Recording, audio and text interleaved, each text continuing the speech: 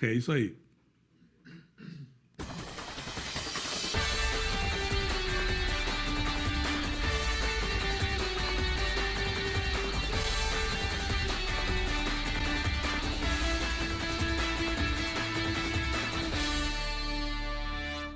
Olá, boa tarde. Estamos começando pela TV Diário, o seu programa Esporte Diário. A partir de hoje, todos os dias, a partir das 14 horas, você tem um encontro marcado para saber de tudo o que acontece no mundo esportivo, não só de Campos, mas também de toda a região. E hoje nós temos dois convidados para bater um papo com a gente, falando sobre vários assuntos, falando sobre Olimpíadas, Campeonato Brasileiro da Série A, da Série B, da Série D, também sobre o campeonato UFA, né? O campeonato estadual da segunda divisão vai ter o seu reinício devido aos problemas de tribunal. Na próxima quinta-feira nós estaremos acompanhando o primeiro jogo do triangular final da competição. Ao meu lado direito, o Rafael Soriano, que é o treinador do Campos, e vai bater um papo com a gente, vai estar no programa de hoje conversando não só falando sobre o Campos, a preparação do Campos para a competição dessa reta final, mas também falando sobre a expectativa da seleção brasileira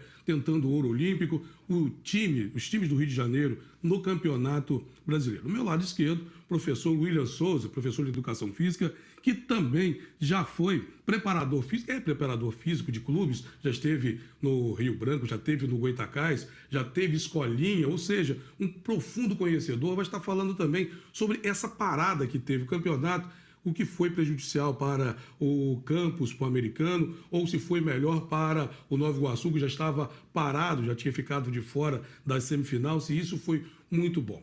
Mas não vamos falar sobre as Olimpíadas, e ontem nós tivemos um evento maravilhoso aqui em Campos, em que mexeu com praticamente toda a cidade, que foi a passagem da tocha olímpica, fazendo um percurso de mais ou menos de 10 quilômetros e muitas pessoas acompanhando a passagem da tocha olímpica, que saiu de Guarulhos, fez a travessia de barco no Rio Paraíba do Sul, depois pegou a 15 de novembro, Barão do Amazonas, Alberto Torres, 28 de março, depois, né,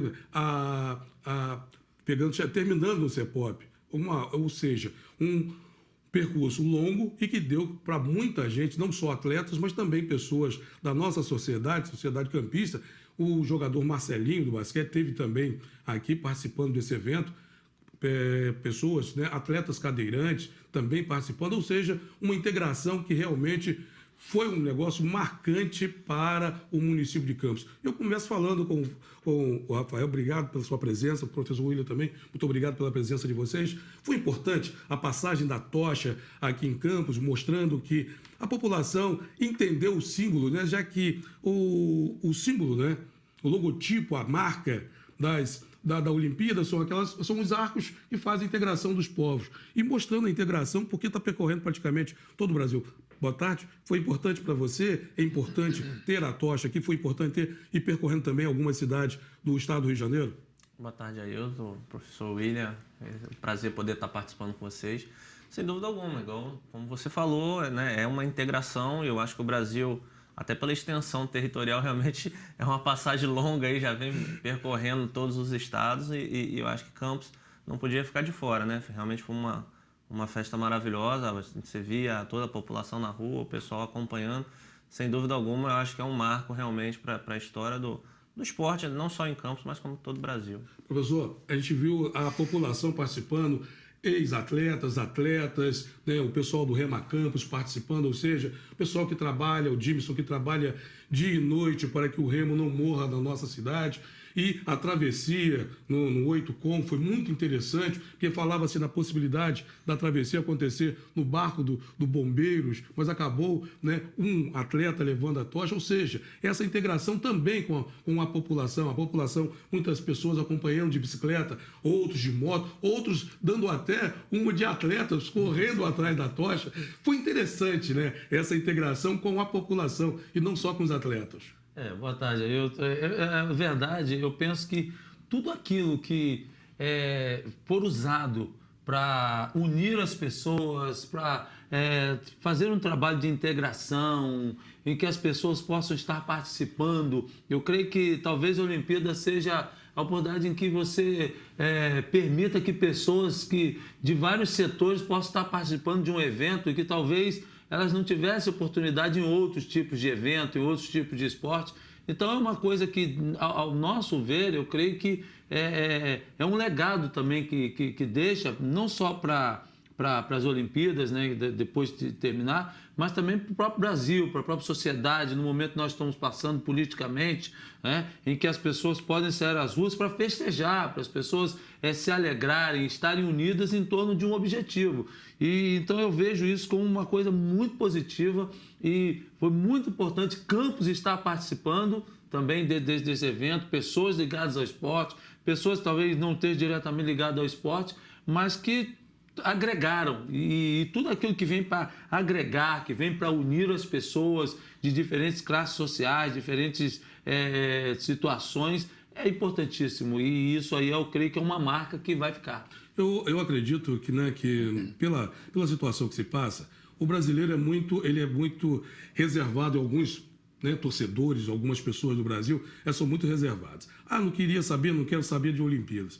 Se o Brasil conseguir no primeiro dia, claro que não vai ser, porque vai ser o futebol que vai começar, né, o primeiro esporte a se disputar vai ser o futebol. Não vai ganhar uma medalha logo. Mas na primeira medalha, seja de bronze, de prata ou de ouro, que o Brasil ganhar, já começa a mover a paixão nacional. Vocês acreditam nisso? Cria-se uma expectativa, né? Eu acho que, como ele falou, até pelo momento político difícil, financeiro, econômico, que o país vive, é natural que o torcedor, algumas pessoas... principalmente aquelas que não vivenciam o esporte no dia a dia, né? E de repente não entendem esse legado que a Olimpíada pode deixar. É natural que eles criem uma resistência antes de iniciar, por alguns motivos dessa crise no país, mas o que você falou é a ordem natural das coisas. As coisas vão acontecendo, a Olimpíada inicia, cria toda aquela expectativa em torno dela e as pessoas acabam naturalmente acompanhando e realmente curtindo aí esse momento. E a Olimpíada é um evento, né, que é totalmente diferente, porque, como o professor William falou, você tem um exemplo, a Copa do Mundo, só o pessoal que gosta de futebol é que vai viajar. Às vezes as pessoas até viajam, né? A família viaja porque o marido gosta do futebol, ele vai para o campo de futebol para assistir as partidas da Copa do Mundo, enquanto que a família vai fazer turismo. Agora, a Olimpíada é totalmente diferente. Você vê vários esportes juntos e aí você tem aquelas tribos, como se chama, né, de diferentes esportes naquele momento, naquela cidade. E é um grande momento também, né, para o Rio de Janeiro que a Olimpíada tenha acontecido. Por quê? Ficou de fora da abertura e da final da Copa do Mundo. Então, chegou no momento bom o Rio de Janeiro ter as Olimpíadas, senão ficaria a ver navio se não tivesse um evento como esse.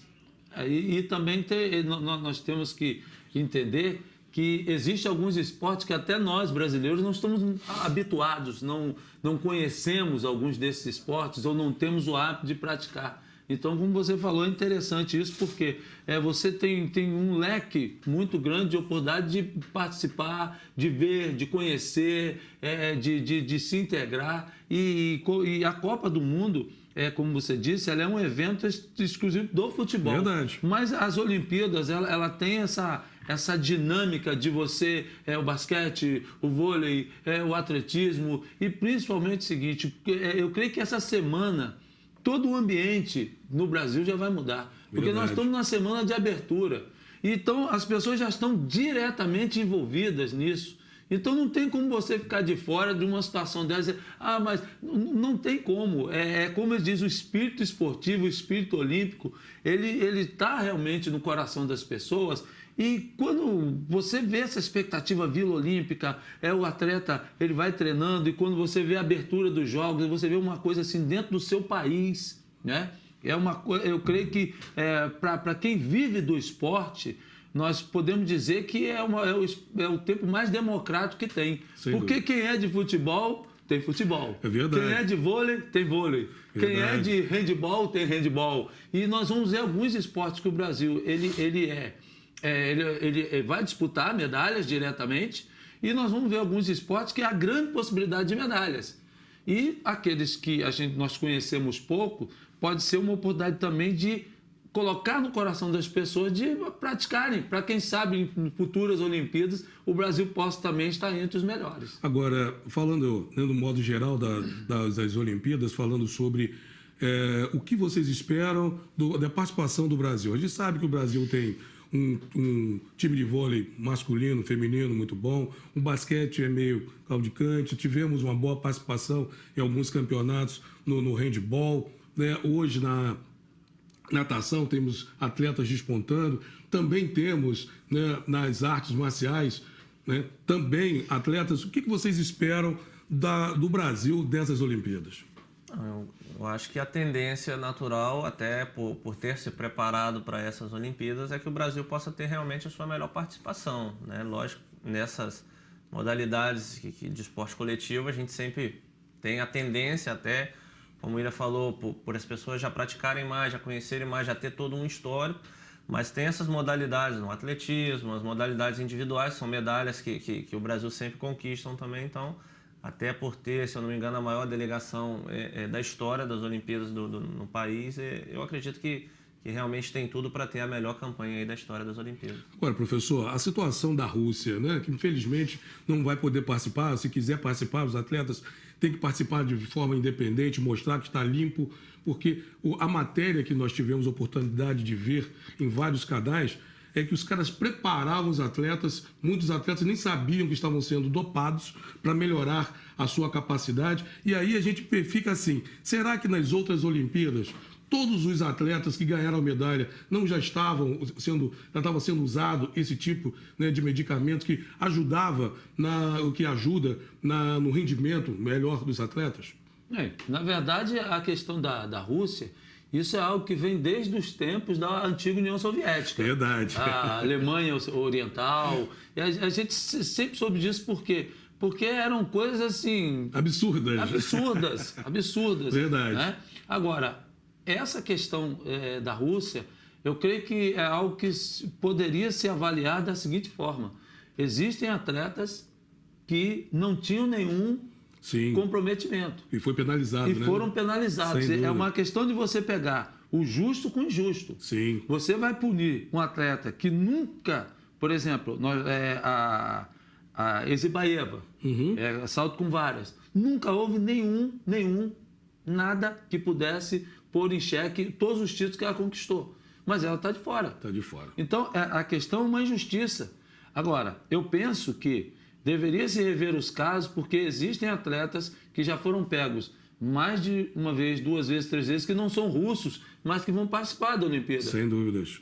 Passa aquele tempo, volta né, na boa. Vai participar. Verdade. E você pega um atleta que nunca teve o seu nome citado em nenhum antidoping, e esse atleta está impedido de participar. Verdade. Então, eu creio que o Comitê Olímpico Internacional deveria ter feito algo que uma filtragem fosse melhor, né? Muito melhor, para que se houvesse justiça e para que aquelas pessoas que usam esse tipo de subterfúgio, né, elas fossem punidas e algumas até banidas do esporte para servirem de exemplos. Por quê? Porque o esporte, ele é algo que ele está acima de muitas coisas, crianças, famílias, e querendo ou não, o atleta ele tem que ser o exemplo. Querendo ou não, o esporte ele tem que passar uma imagem de limpeza, ele tem que passar uma imagem positiva para as futuras gerações que virão, para que o atleta ele possa ganhar pelo seu esforço, pelo seu mérito, e saber que ele perdeu uma competição porque o outro foi melhor do que ele. Ele ganhou uma competição porque ele literalmente foi o melhor naquele dia. Então eu vejo que é preciso se fazer uma filtragem melhor, é preciso se fazer algo que seja mais rígido nos controles antidopagem, para que nós possamos, nas próximas Olimpíadas, nós termos banido de vez, ou 70%, 80% esse tipo de situação, porque é muito triste para o esporte. Agora, voltando a falar também de Olimpíadas, mas falando agora da seleção brasileira, a seleção olímpica que fez o único jogo treino praticamente, né, que foi o último treino contra o Japão, 2-0, O que vocês acharam da seleção brasileira, o Neymar capitão e o corte de Fernando Praz? Infelizmente, o jogador acabou se contundindo, já estava com um problema de lesão no cotovelo direito, foi cortado no último sábado e a expectativa era que o goleiro que participou da Copa América pela seleção brasileira fosse chamado, o goleiro do Bahia pudesse ser chamado, falava-se em vários nomes que pudessem ser chamados, aí de uma hora para outra apareceu o Everton, goleiro do Atlético Paranaense, que vai ser, porque tem aquela, né, como se diz, a característica de pegar pênalti. É a mesma coisa acontecendo com o Fernando Praz. Vocês concordam com a convocação deste goleiro, que não estava nem na lista, primeira lista, né, de convocados, e o desempenho da seleção contra o Japão? O que vocês esperam da seleção brasileira nessas Olimpíadas, com o Neymar, o capitão da nossa seleção, começando com o professor? Primeira coisa, Neymar não seria o meu capitão. Certo. Eu acho que o Micali está cometendo o mesmo erro de Dunga. Neymar, na minha seleção, ele não seria o capitão. Uhum. O meu capitão seria Renato Augusto. Uhum. Depois, é difícil você entender o critério que se usa em convocação. Eu, por exemplo, eu não consigo entender. Eu queria entender o critério. Você faz uma lista, né, dos 18. Depois você tem uma pré-lista. E você convoca alguém que não está nessa lista de espera. E os outros que estão ali? Estão ali para quê? Então, é difícil você entender. E eu praticamente... o jogo contra o Japão, ele foi um jogo... Ele foi um treino, um jogo. E eu acho que a questão que... principalmente Neymar, ele provavelmente deve levar 2 a 3 jogos, 2 jogos mais ou menos, para ele voltar ao ritmo. Porque Neymar está de férias. Está parado. Neymar está de férias, desde quando acabou o Campeonato Espanhol. Os outros jogadores estão jogando. Na atividade. Até o Renato Augusto estava na China e ele estava jogando. Mas Neymar está de férias. Então, nós temos que ter um pouco de paciência com a seleção brasileira. Nós temos que ter um pouco de paciência. Embora, pelos adversários que tem, pelas seleções e pelos principais jogadores das seleções de Portugal, Argentina, eles não estarem presentes, eu vejo o caminho do Brasil como um caminho bem mais tranquilo e bem mais fácil para a medalha de ouro. No caso, Soriano, você acha que, no caso, o próprio Neymar, o treinador Rogério Micali, ele vai conversar com o Neymar para ele jogar totalmente diferente, como ele faz na seleção principal, ou chegar pelo menos próximo daquilo que ele desenvolve no Barcelona, porque na seleção parece que ele é o dono, né? Ele faz o que ele quer, dá a impressão que é isso, ou o treinador que dá total liberdade para que ele possa fazer do jeito que ele joga na seleção. Eu acho que o Tite, na verdade, ele já está começando também por trás, ele já está comandando, né? O Micali, na verdade, ele está ali como treinador, mas o próprio sistema de jogo no Micali, você vê que é muito próximo que o Corinthians jogava, o 4-1-4-1, que eu acredito que o Tite venha a implantar na seleção. Então, a própria escolha do Neymar como capitão, eu acho que passa por toda uma observação do Tite mais de perto, eu acho, nessa Olimpíada aí, para que possa... e com certeza ele está acompanhando ali o dia a dia, ele vai estar procurando orientar de alguma forma, ou conversando também com o próprio Neymar, e tem essa questão que o William falou, que é muito importante. Apesar de eu achar que o Brasil vai ter depois pega o Iraque, então vai ter uma certa tranquilidade nesse início aí para arrumar a equipe, até porque teve pouco tempo, é o grande desafio realmente do Micali, porque você tem qualidade individual, tem jogadores com qualidade, mas você realmente formar uma equipe e dar conjunto a ela para que ela possa desenvolver dentro da competição, realmente é o grande desafio dele. Eu tenho um pouco tempo, assim, rapidinho, né, para poder a gente ir ao break e voltar. Você acredita que o Brasil consiga a medalha de ouro nessas Olimpíadas? Se ele realmente fortalecer a equipe, principalmente defensivamente, sem dúvida alguma é o grande favorito. Para você, William. Estou com o Soriano. O treinador falou, siga o relator, né? Siga o relator. Aquela história. Siga o relator, né? Fica mais fácil. Fica mais fácil. Fica muito mais fácil. É bom você ouvir quem entende. Nós temos que estar antenados com quem entende, com quem tem moral para poder falar uma situação dessa. E quem somos nós para Na discordar? verdade, já falou que o esquema vai ser o 4-1-4-1, já desenhou um quadro pra gente, só faltou fazer o desenho. Só faltou a mesa tática. Só faltou a mesa tática para a gente poder saber o que seria esse 4-1-4-1. Mas daqui a pouquinho a gente vai voltar falando muito mais. Então, vamos falar sobre a seleção brasileira, né? Acabamos de falar sobre a seleção brasileira. Vamos falar do Campeonato Brasileiro da Série A.